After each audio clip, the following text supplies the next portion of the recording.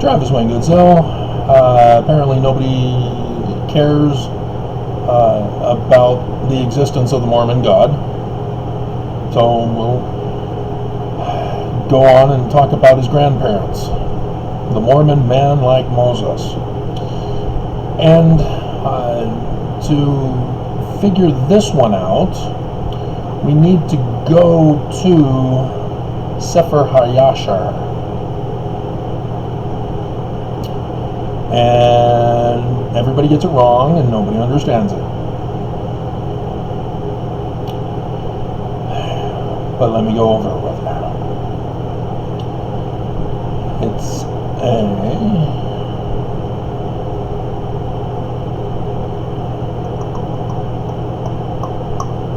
that's the fake one.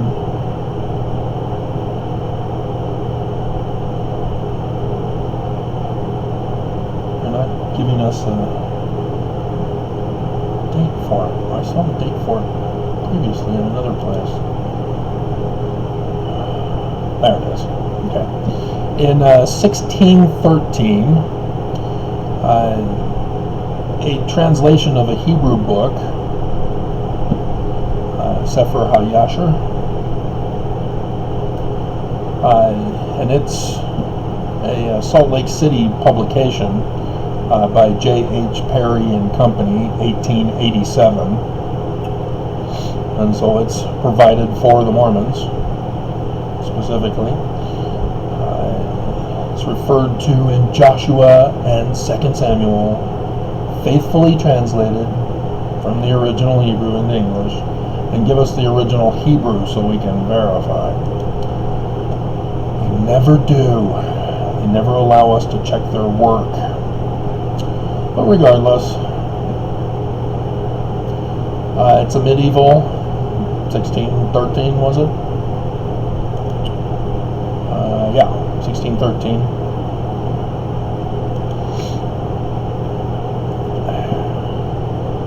And is titled the Book of the Yashar. And so people make the mistake of calling it the Book of Jasher. But it's the proper noun, not just a. And so everybody thinks it's supposed to be correctly translated as the Book of the Correct Record. Or the Book of the Upright. Oh dear God, have I not taught you anything?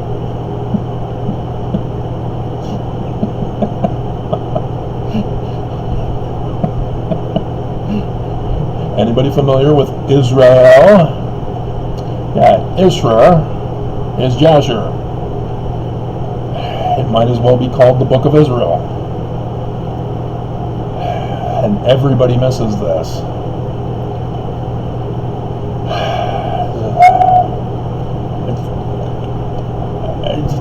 It's right there. Israel. It's just missing the L for God. Like I told you in the video when I went over that with you for the Sunday school lesson, it's a redundancy. Yah is already the God. But nonetheless, they added the L. And so, do not be confused. Everybody seems to post, don't be confused with the fake one published in 1750 as that is a fake one. But so we wanted to go down to 77. See, Moses, when he goes escapes from Egypt, is helps Zipporah and taken back to the god Ra, the sun god, but he's put in a dungeon, the sun god's dungeon.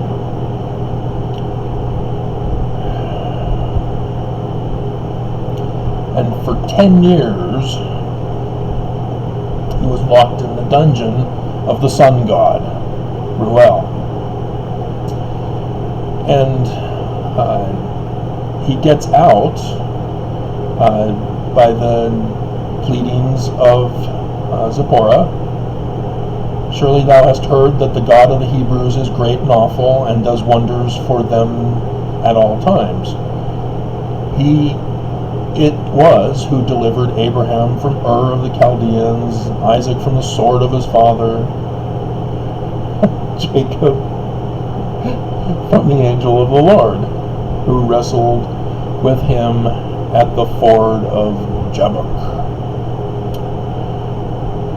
And so she convinces her father to free him, and after he's freed, he was shaved and clothed with non-prison attire and ate bread. And afterward, Moses went into the garden of the sun god, Ruel, which was behind the house. And he there prayed to the Lord his God, who had done mighty wonders for him. This is a prophecy, guys. All things testify and prophesy of the man like Moses. And Joseph Smith calls him Mormon. I keep repeating these for you, because I have to, because I get new people every time. And they're like, I'm confused. I had a guy who's apparently Catholic who came to my video about conference, the brand new one about conference, and he's confused. He seems to think that he doesn't understand Mormon thought, the Mormon tradition and understanding of Scripture. And so it would take too long for me to explain it to him. So if he wants to find out more about it, he can. But again, he brought up the fan. I mean, all of you rich folk out there who have central air, and I know what that's like. I grew up rich. This is poverty for me, and it's worse because of my allergies as well as the breathing problem that is consequent of the allergies. And so yes, they tried to assassinate me with this building, but this isn't quite the dungeon I'm referring to. There's a prophecy similar to Abinadi and Joseph of Egypt, all locked in dungeons. Those are prophecies of what the great and abominable church will do to the Mormon in the latter days. Even Joseph Smith himself locked up, and we're going to get to that. And it's referring to Liberty Jail, but also the death, which, as the first Christ of Mormons, he had to die. We'll get to that. It's coming. Because the church, oh dear God, it's a mess on Wikipedia. Oh my God. You go to different places and you get told different things and nobody corrects the information. It's just, oh my God. So, Moses is in the garden. In the garden of God, baby.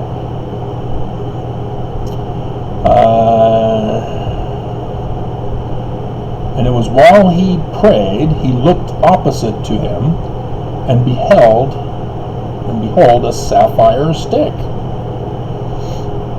was planted in the ground, which was planted in the midst of the garden. And he approached the stick, and he looked, and behold, the name of the Lord God of hosts was engraven thereon. Jasher, the Prince of Yah. That's why it's the Ha-Yasher, the Prince of Yah. Hello, people. Oy vey. And that's Moses, of course. And so thus it talks about Moses and gives us extra stuff about Moses because he's the Prince of God. The prophesied one. Hello? Hello?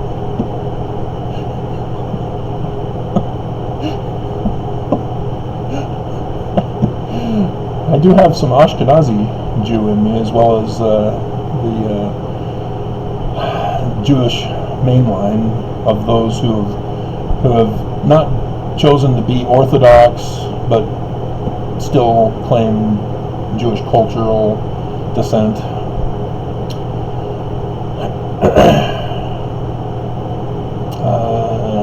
Written and developed upon the stick. And he read it, and stretched forth his hand, and he plucked it like a forest tree from the thicket, and the stick was in his hand.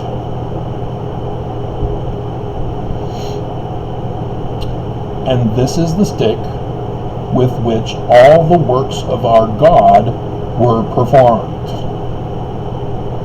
after he had created heaven and earth, and all the host of them, seas, rivers, and all their fishes. And you thought it was our magic underwear. And when God had driven Adam from the Garden of Eden, he took the stick in his hand and went and tilled the ground from which he was taken. See? He wasn't given magic underwear. He was given a stick. Book of Jasher. And the stick came down to Noah and was given to Shem and his descendants until it came into the hand of Abraham the Hebrew.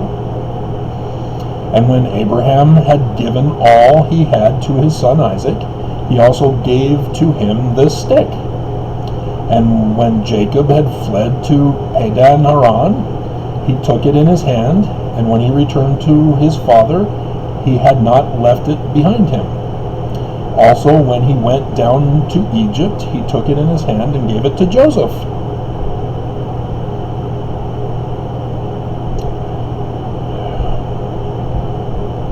One portion above his brethren.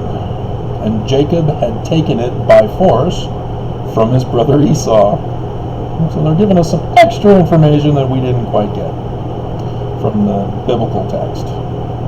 And after the death of Joseph, the nobles of Egypt came into the house of Joseph, and the stick came into the hand of Reuel the Midianite. And he went out of Egypt, he took it in his hand, and planted it in his garden. And all the mighty men of the Kenites tried to pluck it when they endeavored to get Zipporah his daughter.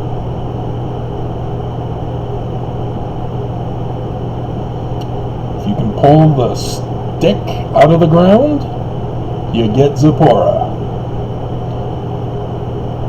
A little different from the Prince of Egypt cartoon. But they were unsuccessful. So that stick remained planted in the garden of Reuel until he came who had a right to it and took it. And when Reuel saw the stick in the hand of Moses, he wondered at it and gave him his daughter Zipporah for wife.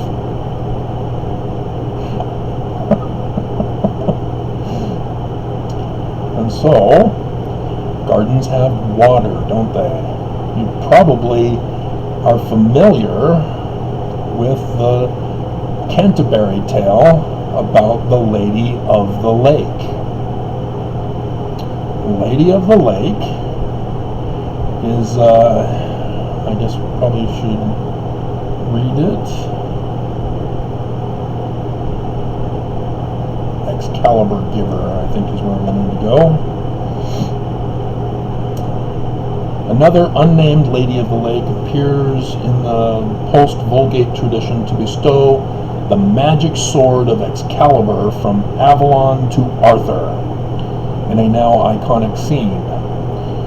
She is presented as a mysterious early benefactor of King Arthur, who is directed and led to her by Merlin, granting him Excalibur and its special scabbard after his original, also unnamed sword is damaged in the fight against King Pellinore. This takes place during the time when Merlin is still at Arthur's side and prior to the introduction of Vivain in the same story. Later in the post-Vulgate, Si du Melin, this lady of the lake, is suddenly beheaded at King Arthur's court by Sir Balin. As a result of a kin feud between them, she blames Balin for the death of her brother, while he blames her for the death of his mother, who had been burned at the stake. And they dispute over another enchanted sword. Her body later vanishes. Modern retellings, however, often make her the same character as Vivienne, I guess it's Vivienne, isn't it? And usually omit that episode.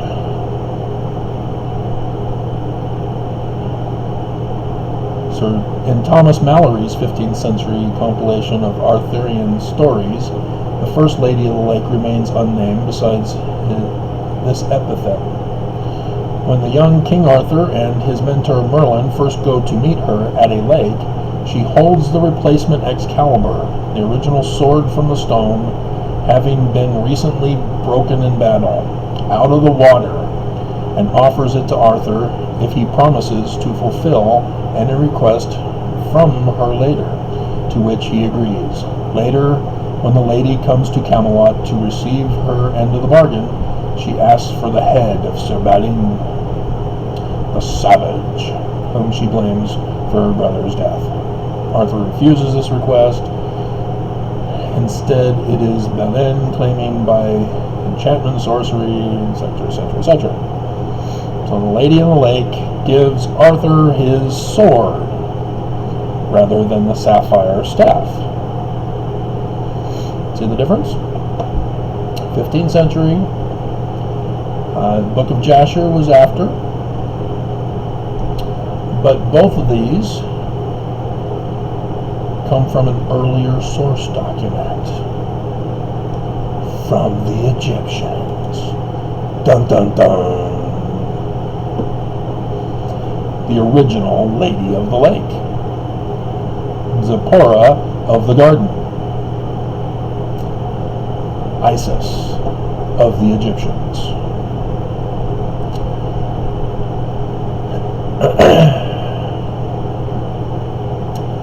In her name spelling, you have woman, the generic character of a woman sitting with the knees out,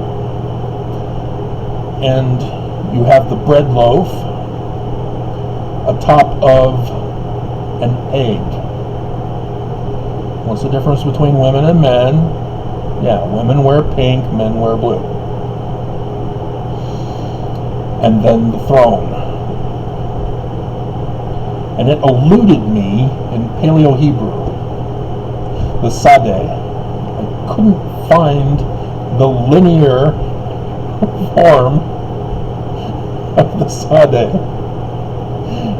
until Joe Samson, written by the finger of God. Oh, it was right there the whole time.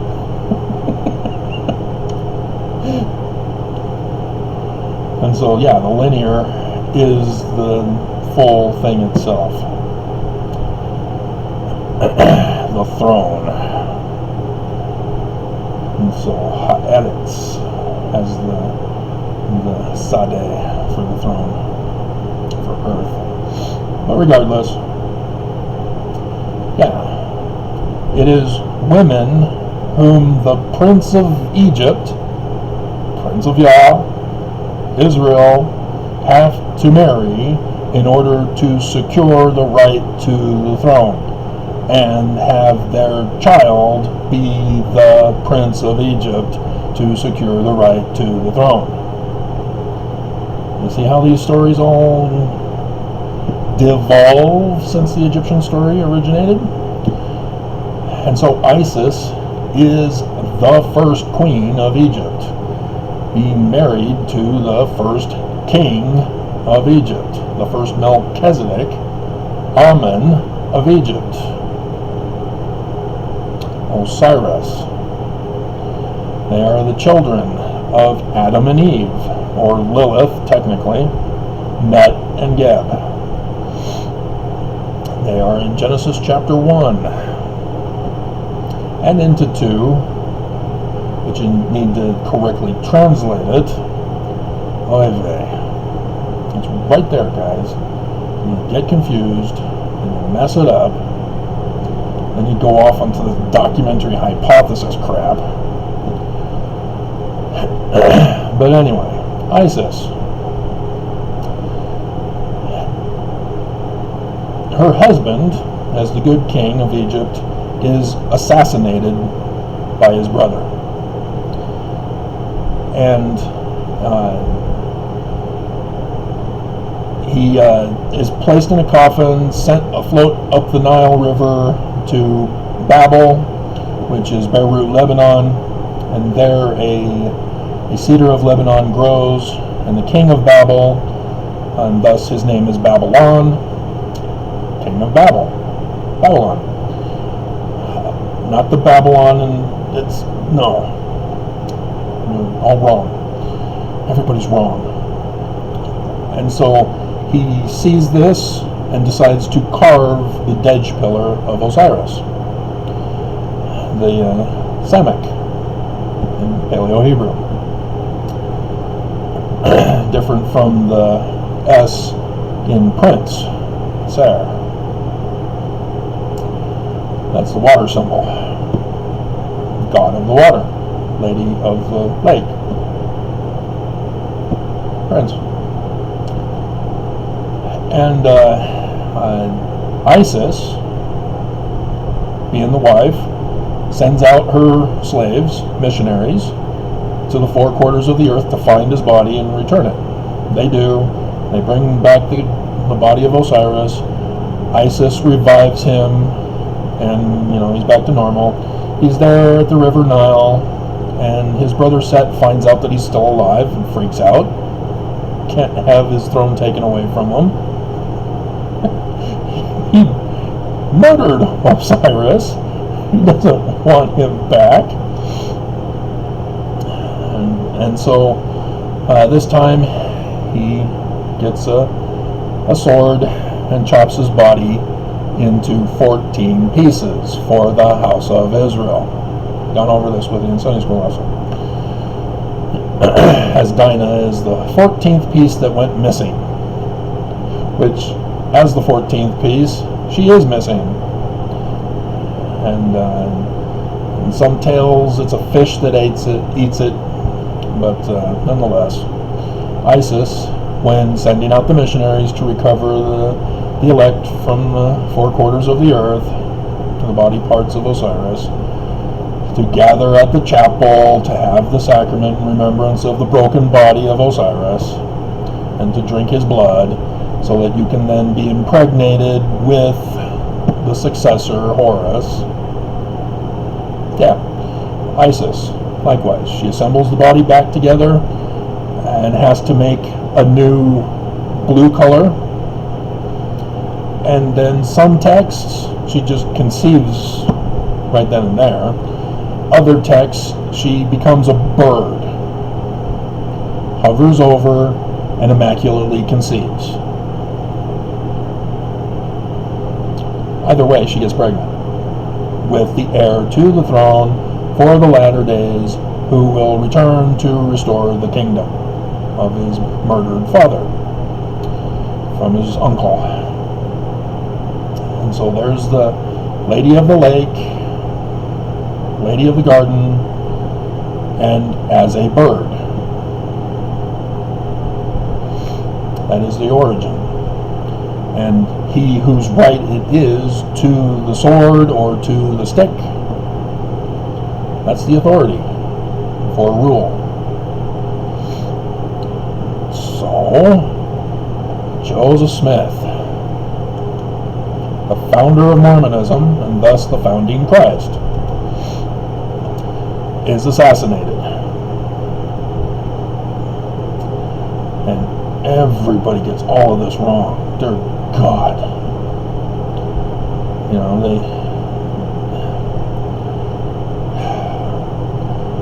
There's the one trial page, and they have John Taylor's testimony, but it's not even included in the trial. Why are you putting it there? And so, yeah. Dear God. So, part 2 when I get back.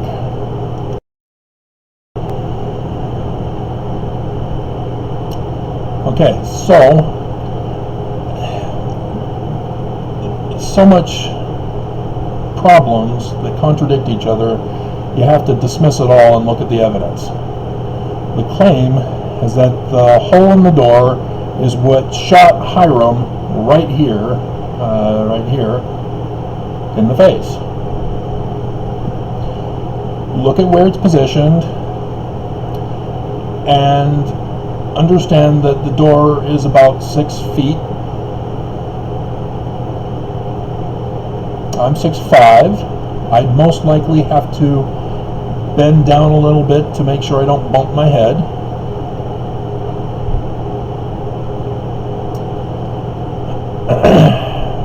Hiram is about 6 feet. So looking at where the hole is in the door, where is it going to hit Hiram again? Yeah, right around the heart.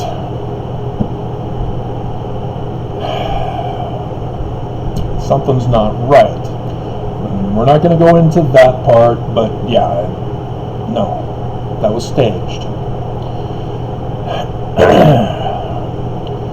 And so even Dallin H. Oaks confuses matters worse, but exposes what actually happened in his book, in which Joseph Smith is standing at the top of the stairs shooting at the mob.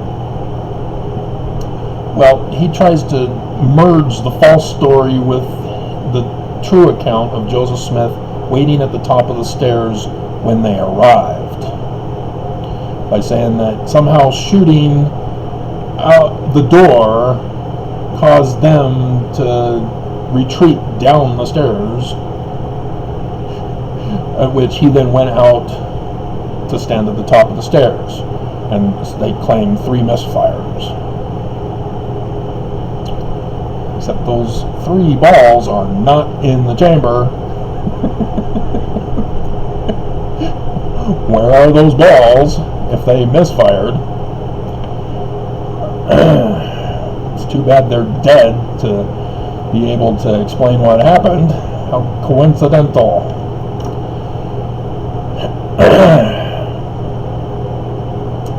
But nonetheless, Joseph and Hiram are assassinated. There are Willard Richards and John Taylor of the 12. 19 July 1840, Joseph Smith calls out Brigham Young and his 12, of whom John Taylor and Willard Richards are a part of, and calls them Judas, that they will betray Joseph and will have him murdered. And there they are. Huh. And it's their word we have to rely on. Huh. And Brigham Young chose not to publish 19 July 1840. Huh. But there's other people there originally. John Solomon Fulmer, who was an officer in the militia on the Nauvoo Legion with Joseph Smith. He was the one that escorted him to jail, and is Mormon. 6 other associates, which you repeat John Solomon Fulmer, but put in John S. Fulmer, as if it's a different guy, but it's the same link. But anyway, minor problem. There's other problems that are more pressing than this.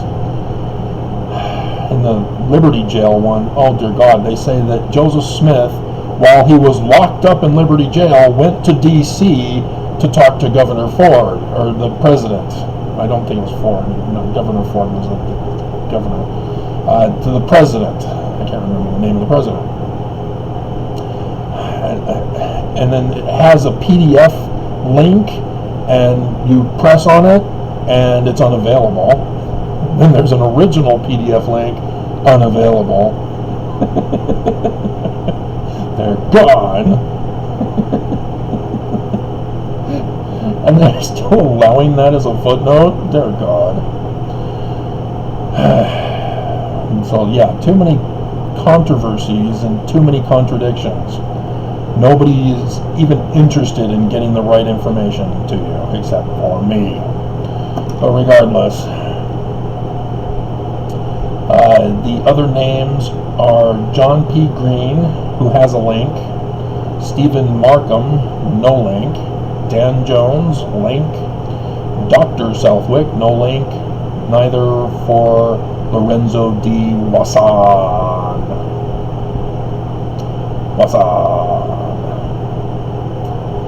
And so, yeah, I did Governor Ford, that's why that came to mind. Not for Nauvoo. And that's all wrong. The governor sent a letter to the mob saying, don't do it. Hold back. And they disregarded the letter. But again, everybody's wrong. And this wrong one is based upon B.H. Roberts, A Comprehensive History of the Church. You may remember him from such favorites as The Church Isn't True, We're Lying About Church History, and We Have No Clue What Really Happened. And we're just going to perpetuate the lie. So, some other important things. The morning after, we'll get to John Solomon Fulmer in a minute. In the morning of the assassination day, Cyrus Wheelock comes to visit. He was a friend of John Taylor's, though, but didn't apparently know the plot, and gave Joseph his 6-shooter. So Joseph then gave John Solomon Fulmer's single-shot pistol, and they use guns here. Oh dear God! And rifle. You say muskets, and it's not muskets. It's rifles, and so many errors that are going on here. And the ball in the hole, it's wrong size, and they're claiming that a pistol-size hole in John Taylor's pocket watch came from the rifle muskets.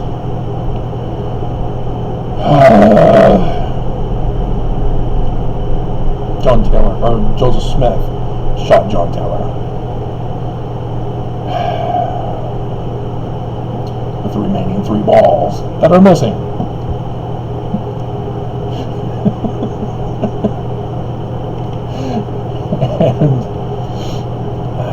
And I mean, this is all based on testimony that there were 3 misfires. By who? Oh, John Taylor?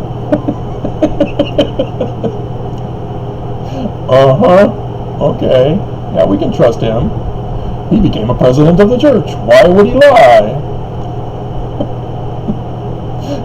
Because he murdered Hiram with my 3rd great-grandfather's single shot.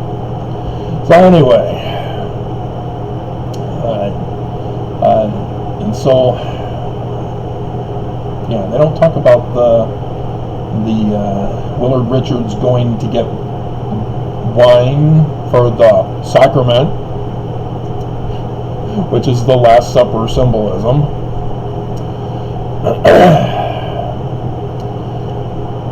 After Wheelock gives Joseph the 6-shooter. And so, yes, they do have, Smith took Wheelock's gun and gave Fulmer's gun to his brother Hiram. And they don't even say that Fulmer gave Smith the single shot. They don't cover that. Where it's just like, Fulmer's gun? What? So you have to then go to, and it's great, the picture of Joseph Smith being tossed out the window by Willard Richards. As the title of it says, hit by a ball, Smith fell from the second-story window. He would have to be leaning way out the window in order to fall. Have you not been there? Have you not seen the pictures? There's a ledge at the windowsill.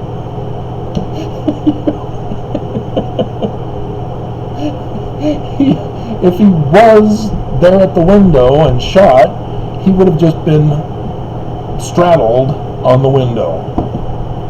That's it. And yet, he falls. There's just so many problems. Dear God. Alright. So, John Solomon Fulmer. Who is this guy? Well, should we... he was born July 21st, 1807. 1.5 years after Joseph Smith was born. And he died October 8th, 1883. Was an American politician and farmer, born in Huntington, Pennsylvania. He was the younger brother of David Fulmer, another politician, and Desdemona Wadsworth Fulmer. And Smith, because they incorrectly state a plural wife of Joseph Smith. I sincerely hope the Fulmer family have corrected this, and they haven't here on Wikipedia. But there was a time where a certain young man decided to get involved in genealogy of his family, and the Fulmer family was a part of his lineage. And when it was known to his father that he was working on his father's mother's family, his father immediately sent out emails warning of the breach into the coveted family line of genealogy of the Fulmer family, trying to create a mob to come and murder him. But nonetheless, the Fulmer family has hired genealogists, professional genealogists, to do research on the Fulmer family line, and they literally are Nazis about it.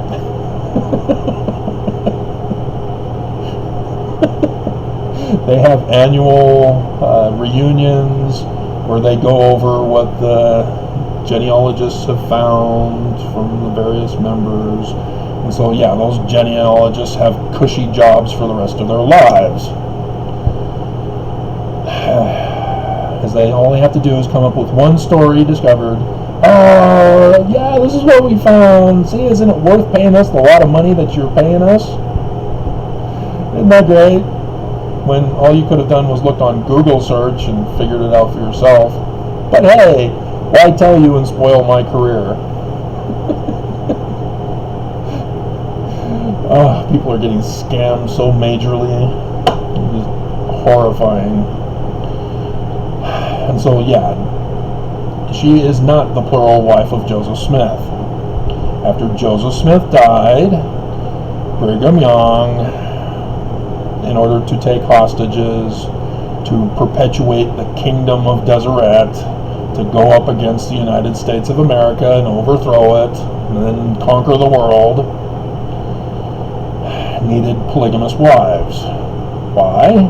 Well, because they are pink and not blue. And so A Handmaid's Tale. Dear God, what a horrible, awful show. I'm too traumatized to even see what else happened after the first episode.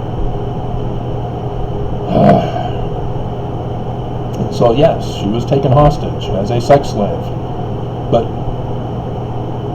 never had sex. Because in order to go, she was said, well, you can be married to Joseph Smith. And it was done after his death. She was not married to Joseph prior to his death. This is a lie perpetuated by the Danites of Brigham Young. Everybody gets this wrong. But it should have been because I found out about it that way from our family line.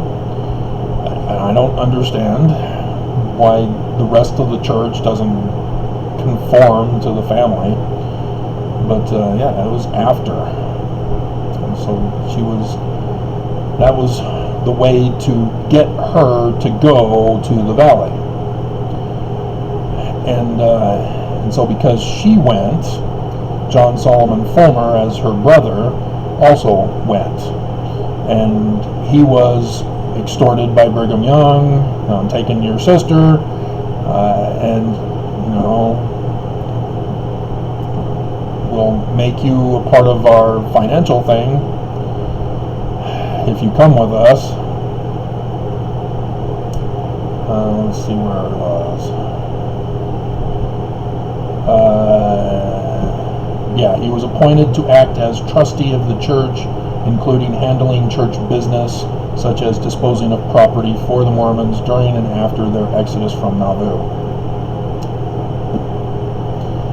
And because of the extortion of, hey, we've got your sister hostage, he had to take polygamous wives.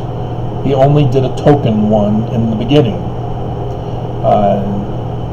It was Olive Amanda Smith Cook on 21st January 1846 in Nauvoo, Illinois. She was Fulmer's second wife under the early practice of polygamy. No, the criminal practice, practiced in secret under Joseph Smith's nose by the Danites. These guys were evil. Yeah, and then later on, after Brigham Young made it official as a public policy that all members of the church, if they want to inherit the celestial kingdom, must be involved in polygamy. And the United States had already come in and claimed the land from Mexico territory, succeeding it to the United States, and yet Brigham Young's in direct violation of the law, announcing we're practicing polygamy openly.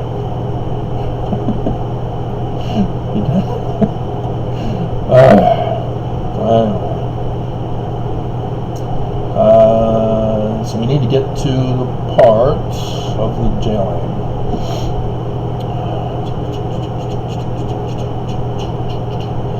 He had been living on a farm 4 miles from Nauvoo on 25th of June, 1844. Smith and his brother were arrested. As an officer in the Nauvoo Legion, he had been on duty during the time in the city. During the time, the city was under martial law. Because of his friendship with the brothers, Fulmer was one of those who accompanied the Smiths to Carthage jail.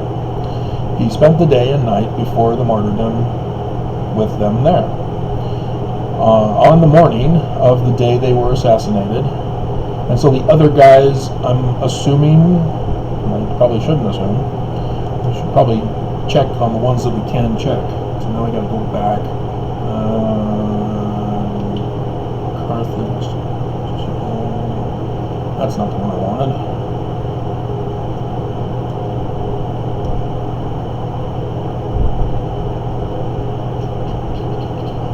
How did Joseph Smith die?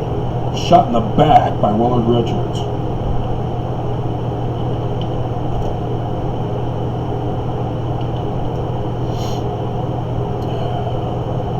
Jail. Why are you not purple?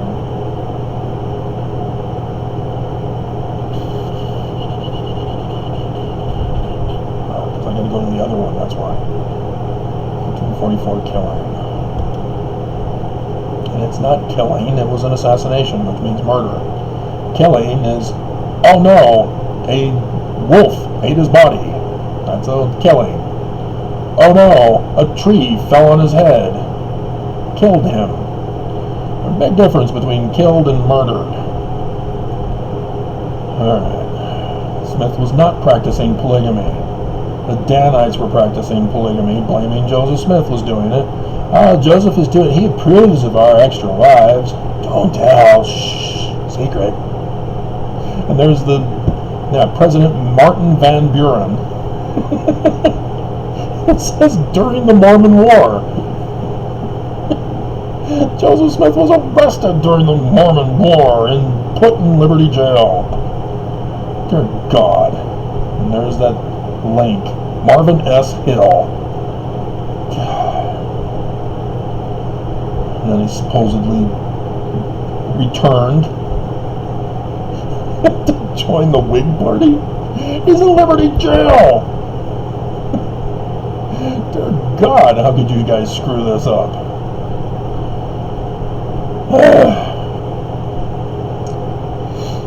So what was I doing here? Yes, we're looking for those other guys. Okay, John P. Green. Let's see if we can see what he was.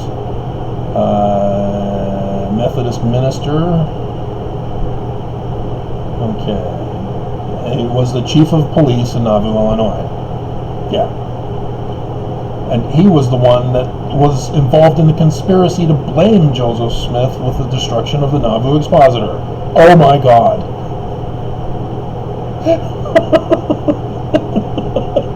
You have 2 from the 12 sent by Brigham and Heber, and then Green, likewise with them, who was dear God, this was a setup frame, an inside job.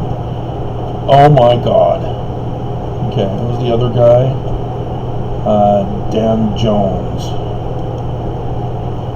See, we don't have access to the knowledge of those other guys. Let's see. Later life and death. Conversion. Joseph Smith and final. In June 1844, Joseph and Hiram Smith were arrested and imprisoned with Willard Richards, John Taylor. Jones was chosen to accompany the Smiths to jail to offer support and protection. I'm not convinced.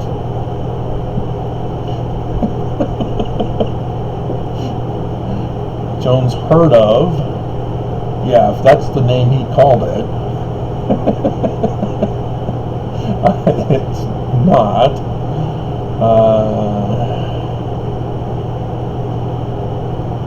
Sought out the Latter-day Saints to learn.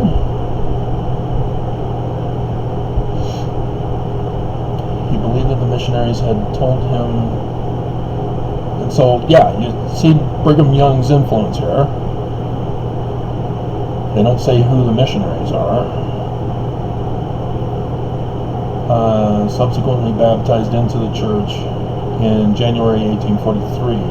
Following April, Jones used the Maid of Iowa, Lady of the Lake, to transport approximately 300 English Latter-day Saint converts from Mississippi to Nauvoo. Jones also used his ship to haul freight requiring for the building of the Nauvoo Temple, but he's not the Lady of the Lake. Somebody else is. And the name says it all. Preached from the deck of the Maid of Iowa. They give me nothing about this guy. Who is this guy? He's just a ferry boat captain, apparently. The Maid of Iowa. Steamboat. Okay. So he's a steamboat captain. Okay. The night before Joseph and Hiram were murdered, not killed, Joseph Smith asked Jones if he was afraid to die. Are you afraid to die? Jones replied, has that time come, think you? Really? He talked like that? Has that time come, think you? Seriously, did they talk that way? I don't know. I mean, I was given a public accommodation by my literature teacher in Lethbridge, Alberta, University of Lethbridge, because I did a literary piece in the tongue of Yoda, apparently, because that's what he recognized it as. I was just mixing around the verbs and the sentence structure all around. But yeah, Yoda, I guess. Do or do not. There is no try. Engaged in such a cause, I do not think that death would have many terrors. Smith replied, with what many have identified as his last prophecy. No, last prophecy was to John Solomon Fulmer. You will yet see whales and fulfill the mission appointed you before you die. Everybody loves to claim that Joseph Smith said something that is a prophecy so that they can be popular. But the fact is that he was not there when it all hit the fan.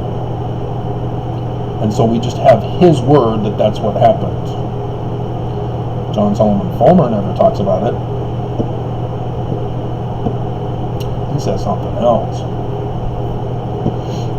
In fact, it was John Solomon Fulmer that was sitting with Joseph Smith, not Dan Jones. And so, yeah, I'm not sure what it is, but I think he was trying to claim why he was a coward and ran away. Oh, yeah, Joseph Smith prophesied that I'd go to on a mission, so I couldn't stay. I couldn't die. It would ruin the prophecy. Okay. Sure.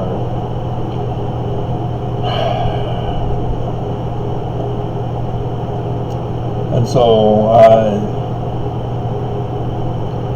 oh dear God, he's claiming that, no, Solomon had the letter. Oh dear God. Yeah, he's now saying that Smith wrote a letter to Jones to deliver to Orville H. Browning in Quincy, Illinois. An attorney in Illinois and a politician. No. I call lie.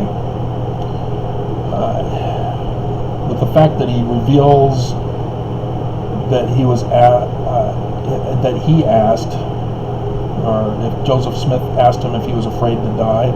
Yeah, no, this has got wrong written all over it, especially using kill.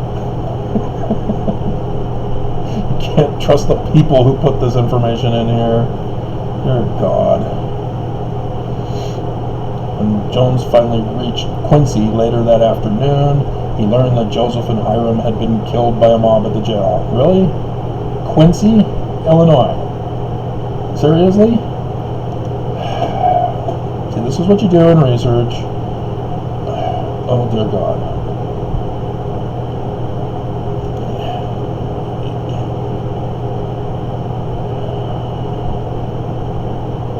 Took the wrong road to Quincy and became lost. It was later learned that the mob had been waiting to intercept him on the correct road to Quincy. I just gave that example in a previous video today. Oh my God. Oh my God. Oh my God. Nope. He was in on it with the mob. That's the true story. He wasn't going to Quincy. Oh dear God. So we don't even need to bother. But when he finally reached Quincy later that afternoon, well, it was later that afternoon when the murder happened. How is he finding out about it? In Quincy, with no telephones,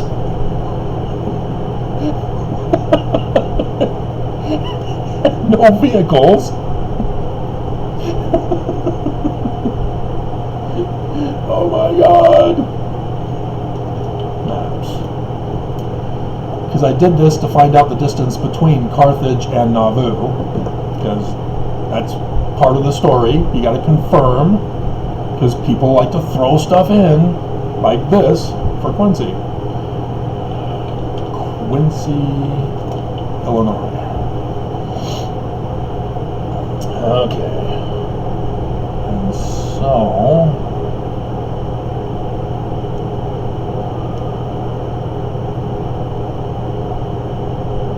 Okay, wow.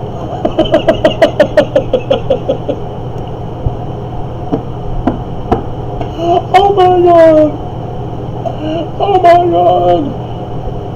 It's too far! Oh my god!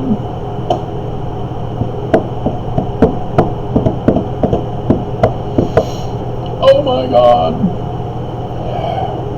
Having done the research, on horseback, you can travel 25 to 30 miles in a day. But that's as far as you're going. That's how I learned that the Mormon War, Joseph Smith was innocent. How do I know he was innocent? Because he was too far away to be involved. There is Joseph Smith Papers documents of him far, far away. It was in Far West, where the other place, I can't remember the name of the place, but it was a full day's journey away. No way for Joseph Smith to go back and forth to do what he was doing.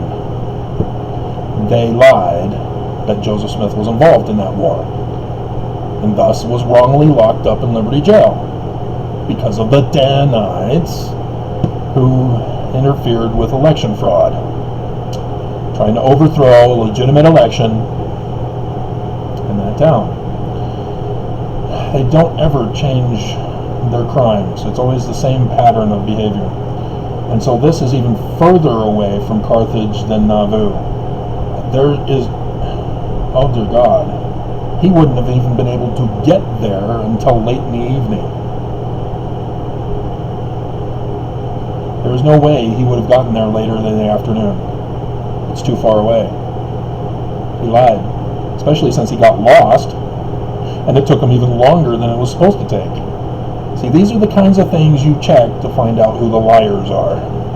And no church historian, no person studying the church, and doing research on the church, none of them have done this kind of work. All they had to do was do this, and boom, you discredit that guy. Get him the hell off of Wikipedia. So yeah, I was right. He was part of the mob sent by Brigham Young.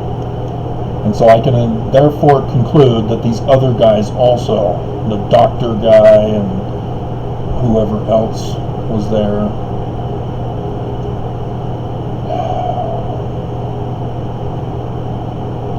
it's all BS. Dear God. Alright. And so,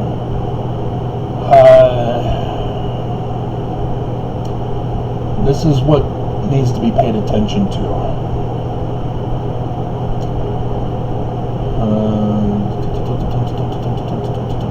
He spent the day and night before the martyrdom with them there. On the morning of the day they were assassinated, June 27th, he was sent on an errand by Joseph, and he left his gun with them.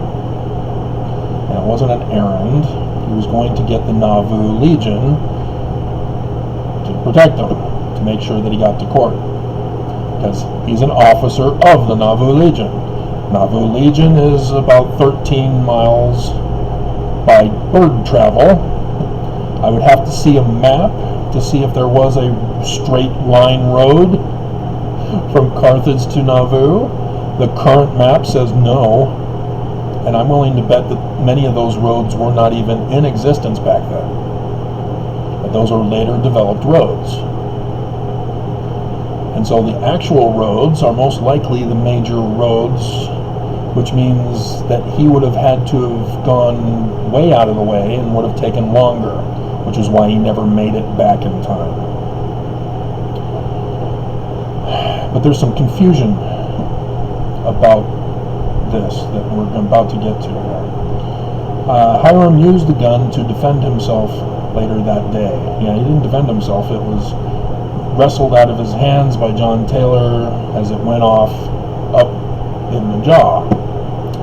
So you're now saying, well, if it wasn't through the door, how did he get hit right here, Travis?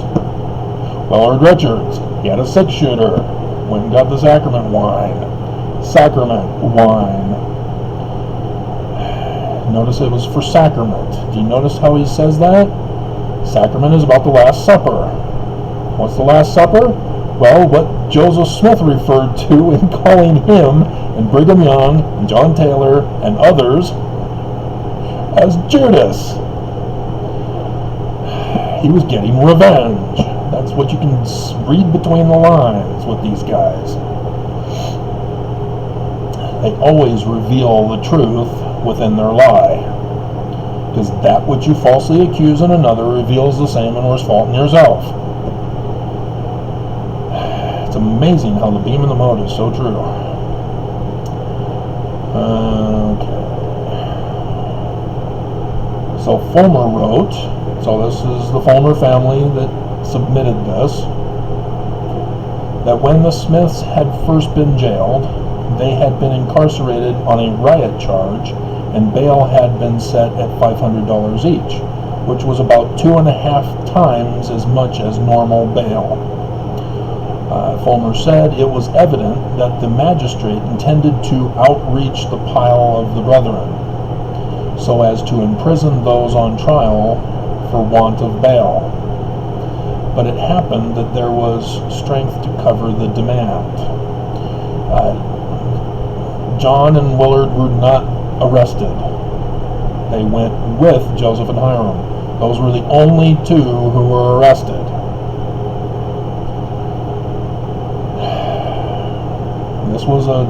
This was lambs to the slaughter by an inside job of those whom Joseph Smith prophesied in 19 July 1840 would murder him.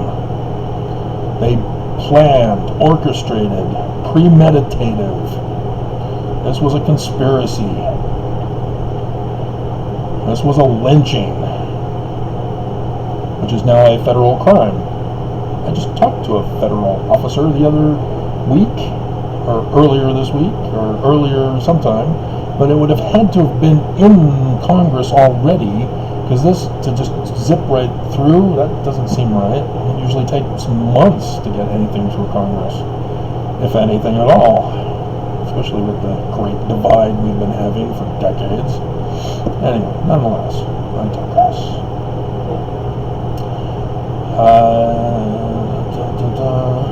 Having been arrested in the first instance on 2 charges, one for riot, the other for treason. Again, prophecy here, guys. As Joseph was framed and falsely accused for treason and rioting, so too you're looking for a last days man like Moses, who will likewise be falsely arrested by his brethren of Judah, Utah, to be betrayed by the president of the Quorum of the 12, who thinks he's the president of the church. This is what you're looking for, guys. These are prophecies. We're not suffered to enjoy their liberty after the first examination and release. We're almost immediately taken in charge by a constable. Fulmer told of lying on the floor next to Joseph during the night before the assassination. See? No Jones. He laid his right arm out for me to lay my head upon it. After the brethren were all quiet and seemed asleep,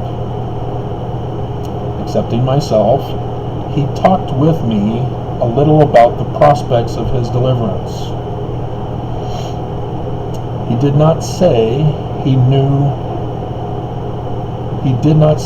knew he had to die, but he inferred as much. And finally said he would like to see his family again. And so it's his head that Joseph Smith allowed, and he talks about being free, talks about him dying, not John, not that Dan whatever guy. Dear God.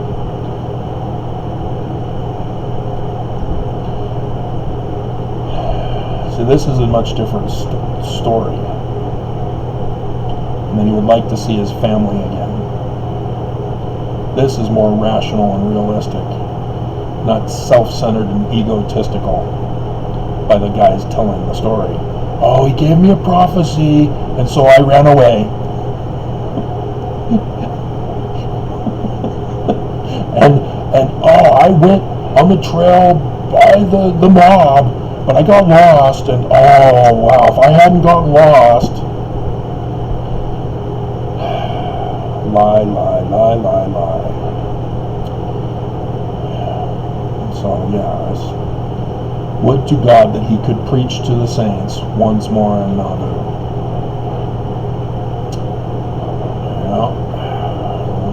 Yep. Much different story.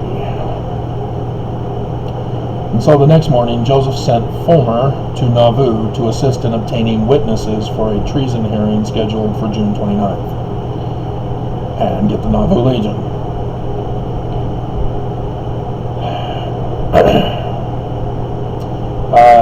Because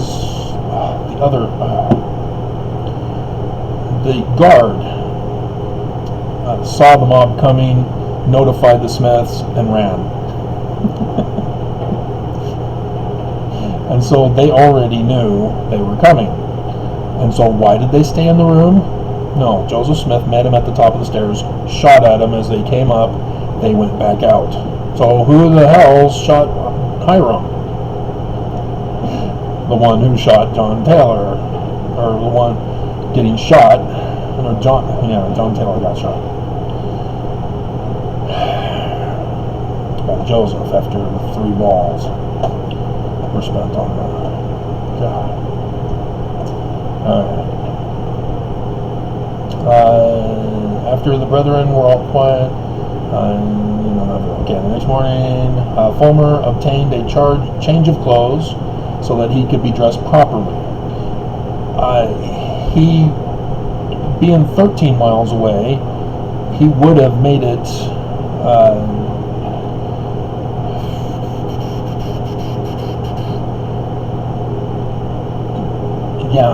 he would have made it to Nauvoo, been able to notify and then come back, but there's some problems here. He wouldn't have, it would have been 26, and that would have been a full day's journey. He would have gotten there later than the time of the mob. So I'm concerned about who put this in here. So he got a change of clothes for his hearing, but just for Joseph. That's weird. That would be for both of them, wouldn't it?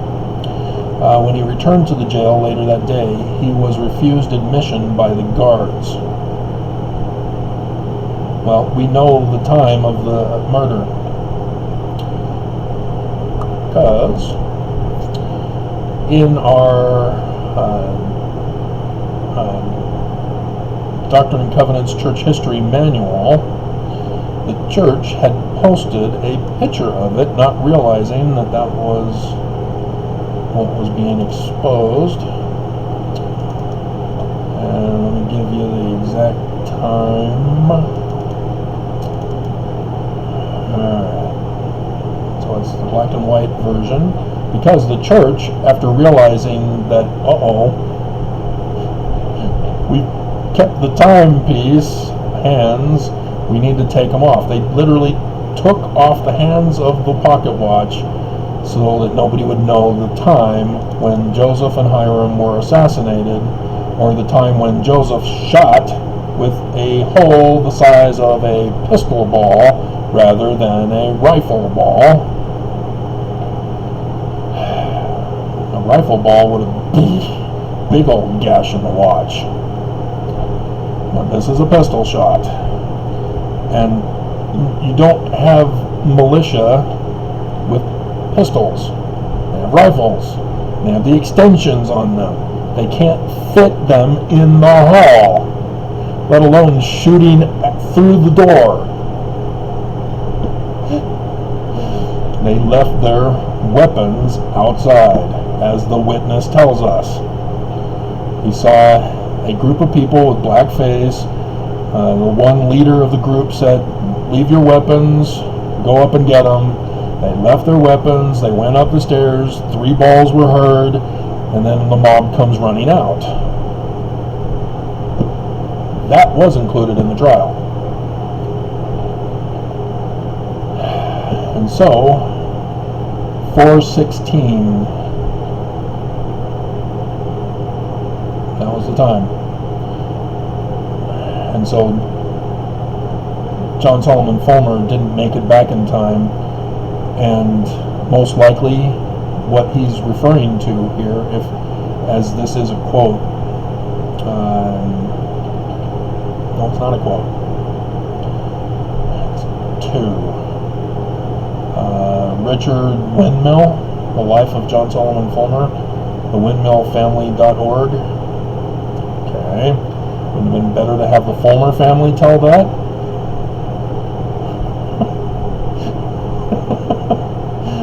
Because he returned to the jail later that day. He was refused admission by the guards. Well, the guards came back, because it was all over. And so he was refused because it was all over. So apparently he didn't check by the well to see the blood.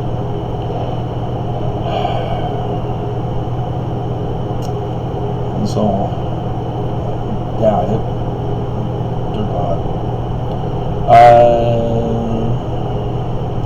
Let's see if Google is that good. Sunset, Carthage, Illinois, 27 June 1844. It is that good. Wow. 7:48 p.m. So plenty of light to get there afterward. That is cool. This is the kind of access that we have to check the accuracy of these beep beeps claims. 7:48, my goodness. Alrighty, so yeah, that's what happened, because he still thinks they're inside and he's being denied going inside to give him the clothes to go to the jail. He doesn't realize that by the time he got there, it was all done and over with.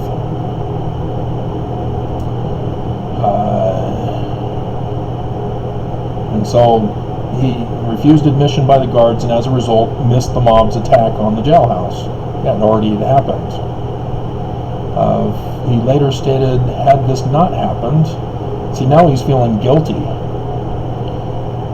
He was thinking that had he been allowed to go give the clothes to the Smiths, that he would have died with them. And he's feeling guilty that he wasn't there to save them. Dear God. He was left in the dark about what happened.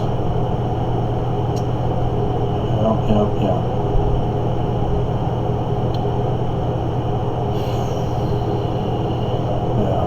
And so, like I said, he apparently did not know of the plot.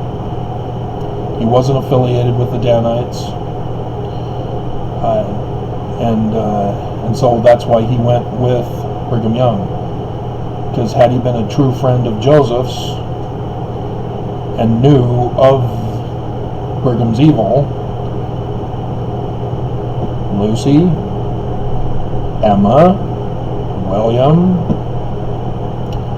and you notice there were certain people who did not go with Brigham, who knew.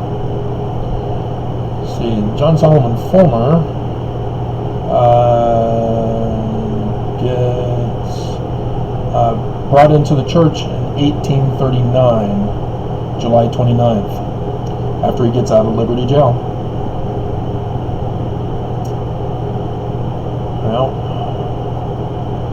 Farmers heard about the Latter-day Saint movement and became members while living in Jefferson Township. Fulmer visited his family, who had moved from Ohio and Nauvoo, Illinois in 1839, and was baptized by Smith on July 29, 1839, before returning to Nashville to assist his wife and his 2 daughters. Yeah, see, they had people that needed him to take care of them. 2 daughters, no boys. And so how do you take care of women all by yourself? So Brigham Young exploited that.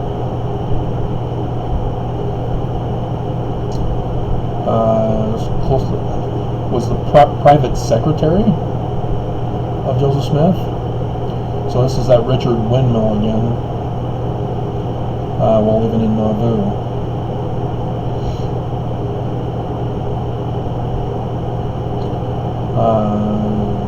He left to serve as a missionary to Pennsylvania in 1842.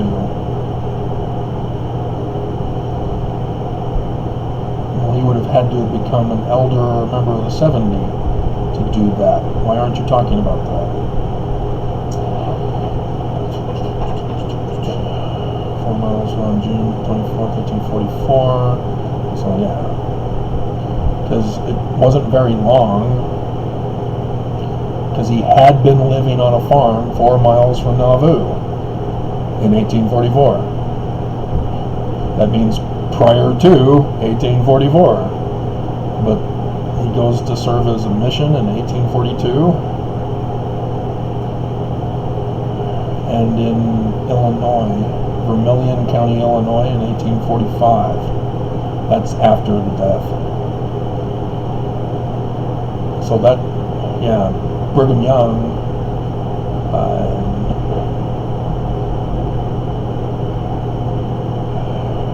Brigham Young is sending him away on a mission after the death. But then when Brigham Young decided to leave, that's when he took his sister, and so to make sure his sister was taken care of. Because just because you're sealed to Joseph doesn't mean you're getting taken care of. But yeah, it's that promise. Oh yeah, we'll take care of it. You got to be sealed to Joseph. Yeah, you'll be sealed to Joseph. You didn't have. I don't think they have Desdemona Fulmer's link. Oh no, we do.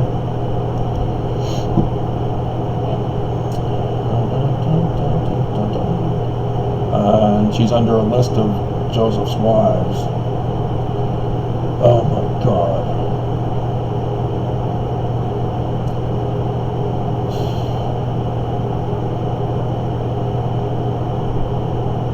Yeah, all these, Zena, oh, that's the biggest con in ex-Mormondom. They all been suckered and losered on that one.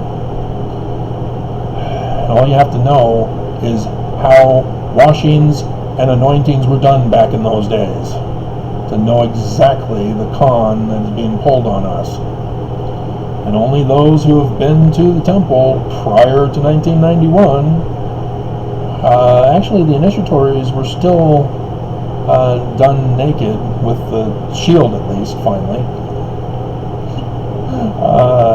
for into the 2000s, I believe, when they finally changed those so that you wore your magic underwear underneath them. Well, it was their one-piece jumpsuit.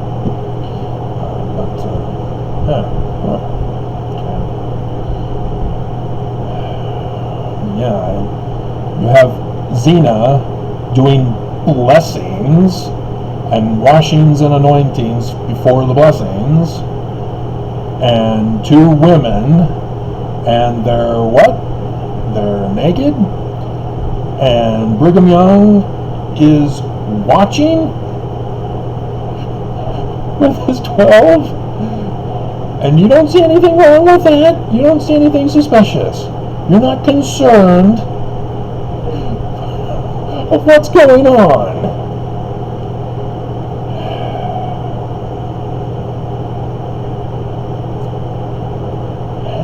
you believe that she's the victim of Joseph. There we go. My goodness, she's got a long extra notification here. Born to Peter and Susanna on October 6, 1809, in Huntington, Luzerne County, Pennsylvania, Desdemona was baptized into the Church of Latter-day Saints herself by John P. Green.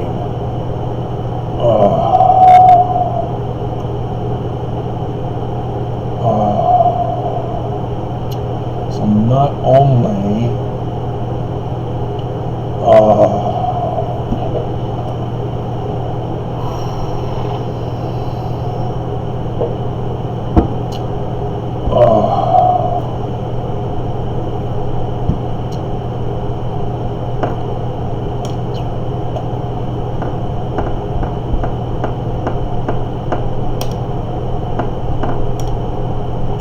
yeah, she would be married to Benson until one of them died upon her death. A few newspapers outside of Utah reported Desdemona's passing. Remember her as one of Joseph Smith. After she died, they remember that she was one of Joseph Smith's wives. That's the whole basis for it? Oh my God. Ezra Taft Benson. Oh my God. The original, senior. Oh my God.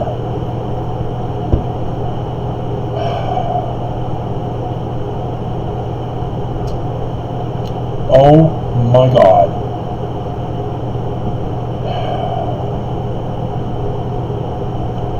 Oh, look at this. It gets worse. In July 1842, Brigham Young officiated the marriage of Desdemona to Smith.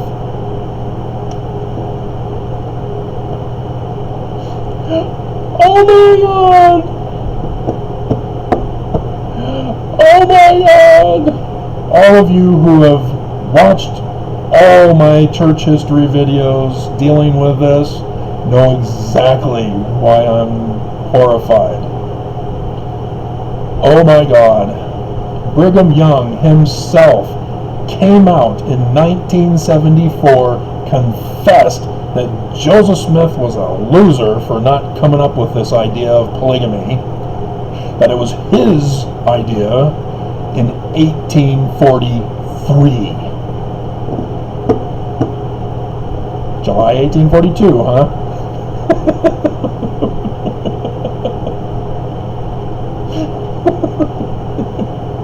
Brigham Young officiated, did he?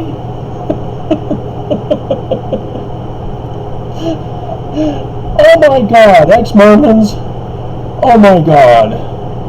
Don't be suckered by these claims of church history accuracy. Oh dear God.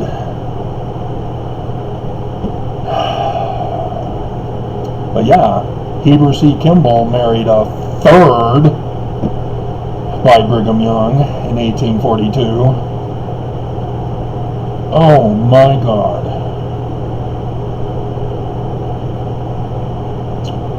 And so no, Ezra Taft Benson was the only original apparently. But it was only for time, apparently. Brigham Young has no authority to do any sealings. Who are the sealers in the church? There were only two until they were assassinated. Joseph Smith, Hiram Smith, nobody else. Hiram was the patriarch. Only Joseph could seal. And if you didn't know, Brigham Young was the only one who could seal. Until he passed it on to temple sealers. That was him who started up that. Or was temple sealers? Or somebody later.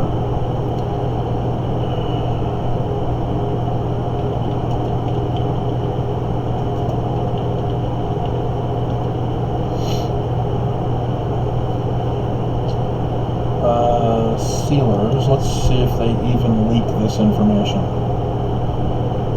Okay. vows. Yeah, civil recognition until divorce occurs. Then all of a sudden they don't recognize civil divorce. That's part of the bigamy that still goes on in the church. I exposed that. They didn't like it. Here, cancellation. Although a divorce devolves a civilly recognized marriage, the church still recognizes a sealing as binding, and thus in violation of the law. It's a crime. It's bigamy. Legacy. Temple sealers. Did I not type in temple sealers? Yeah, LDS temple sealers. Come on, guys. It's not going to tell us. Temple sealers. Ask Gramps. Okay. I'm going to ask you. He still believes the church is true, but he tells it straight, but also at the same time is kind of misleading. But I can find no doctrinal reason why, if someone is worthy of temple recommended, why are divorced men? No, that's not it.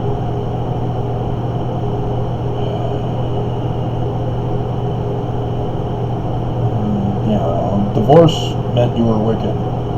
John Taylor said that it means that one or both, you're both guilty of sin. So that's not it. Gramps sealings. Temple sealing policy. Advice. Sealing power. Because it's Elijah's keys that is claimed for, and so only Joseph Smith. But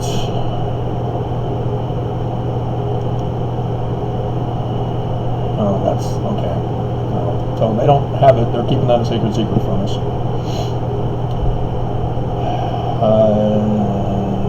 Doesn't show that she had kids.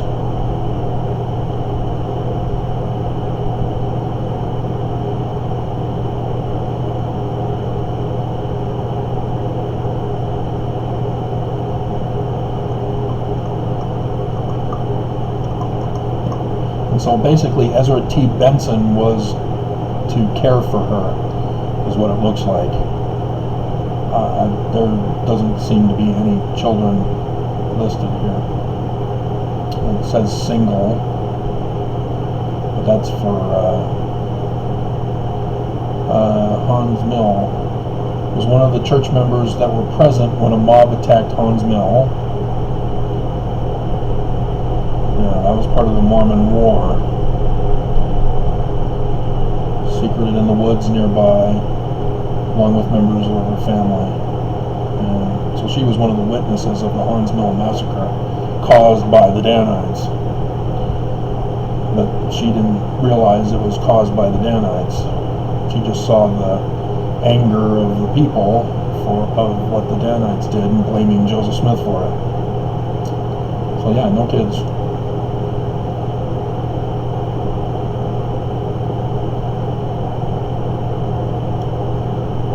Recognized by Tom Compton, George D. Smith, Fawn Brody. Oh, please.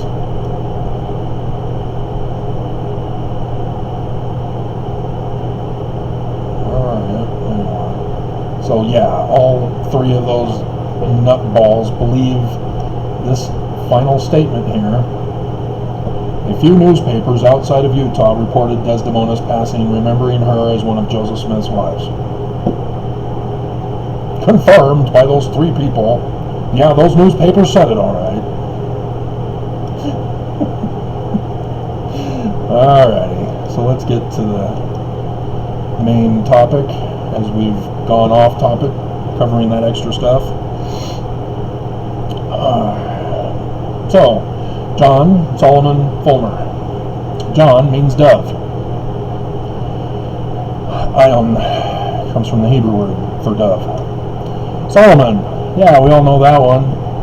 The Prince of David, to the kingdom of David. And so the N at the end is King of Peace, son, heir to the throne. And then Fulmer. bird, Falmer, bird of the water. Isis, bird, water, garden,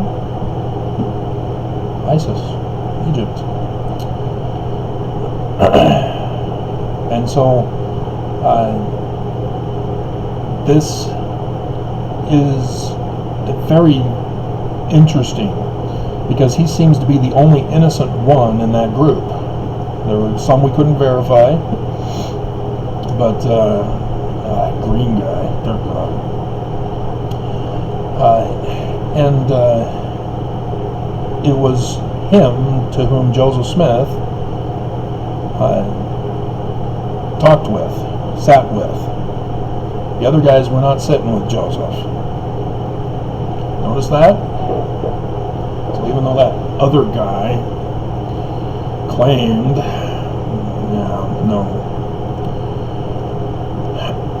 And so what you have is John Solomon Fulmer being the only true friend of Joseph Smith.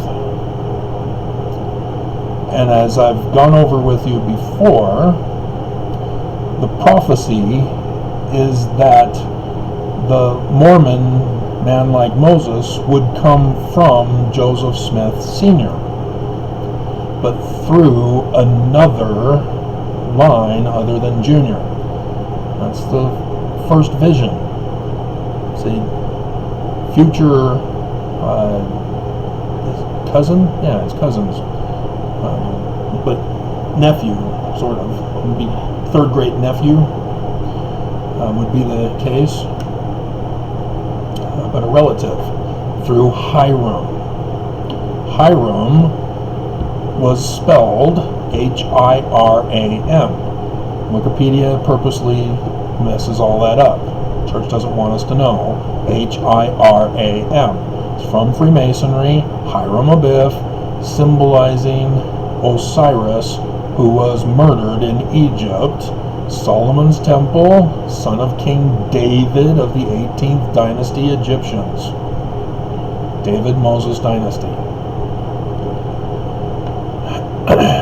Which was a restoration of the original Osirian dynasty with the priests of Amen.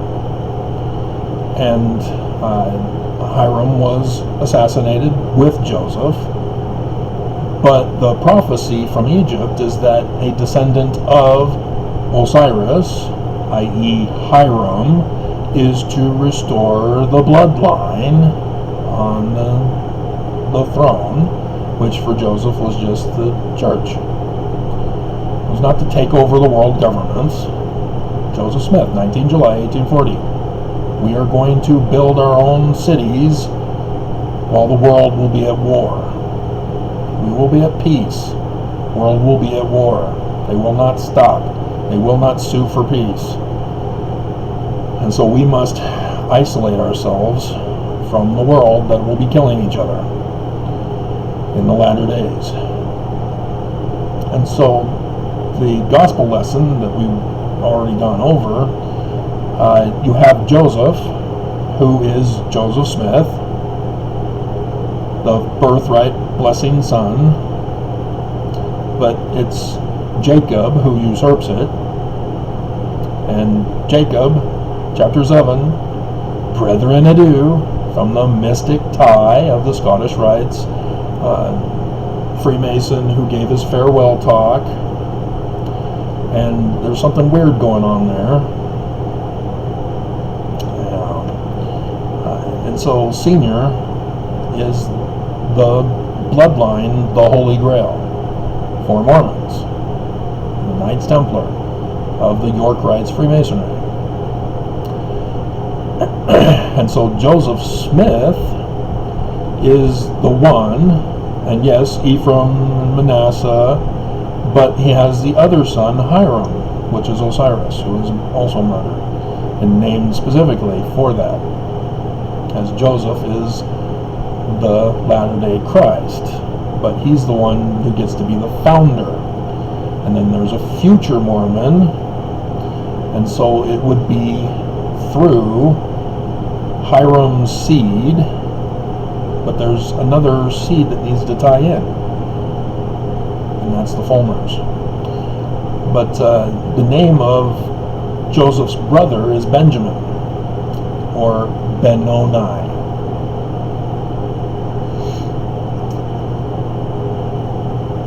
You're looking for that for the grandfather, Benoni, sun god, Amen. Benoni Amen. And with the three names that are common, you're looking for another third name, part of that. But you'll see Benoni Amen, sun god. And sure enough, you can Google search it if you know the right name to type in.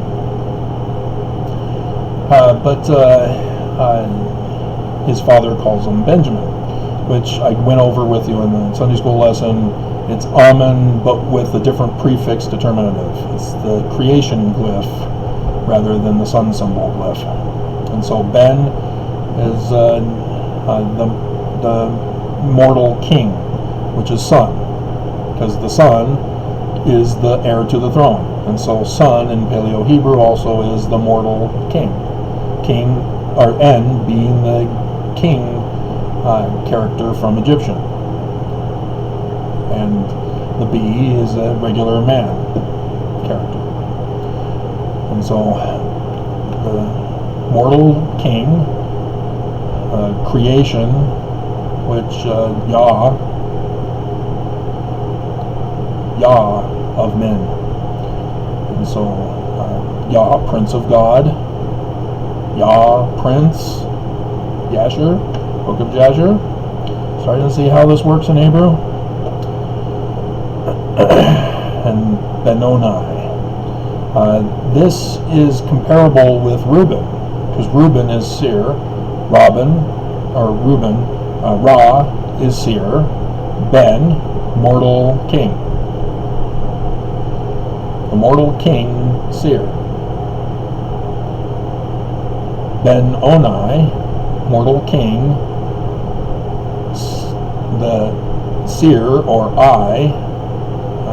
doesn't have the R for God, so it's just a regular seer, king seer. So mortal man who is the seer of the people, the leader. Because why? Jacob thought Joseph was gone, but even though he was born when Joseph was still around, right?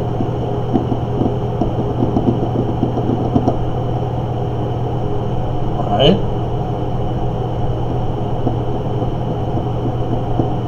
Right?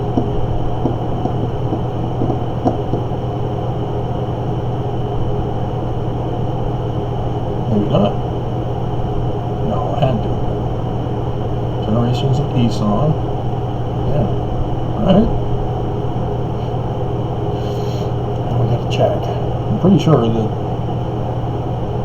Joseph, yeah, there it is. 37. Jacob loves and favors Joseph, who's hated by the brothers. So, yeah. And that the reason why is because Rachel is the favored wife over Leah. And so you can see the similar names of the birthright kids. Alright. And so, Fulmer, yeah, that's right. And so you're looking for Benoni, sun god, to marry a Fulmer lady of the lake.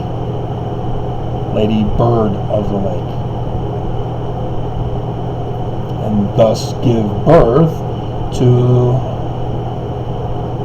the father, who I told you is Wagoner's sun god, and would have the same name as his father, and thus that third name would be the same as his father, Benoni, sun god. And then the Wagoner sun god would marry a Judith Smith.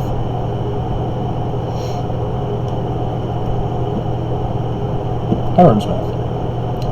but not necessarily of that Smith line, but there are many branches that could be, but would be a Smith. Esau marries Judith when he's lost his birthright blessing. Great and abominable church comes out of the great and abominable church to restore Joseph's church. See how simple this is?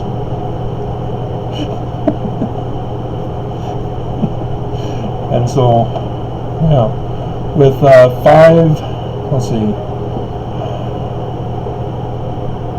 generations, it would be the great-granddaughter who would be a Fulmer, the bird of the lake. And you can see Solomon Fulmer is the heir to the throne. Isis has the throne in the name. And the egg for female to solidify the marriage with the sun god. Benoni, the sun god. See how awesome this is? So, alrighty. We're done. And dear God, it's 2 o'clock.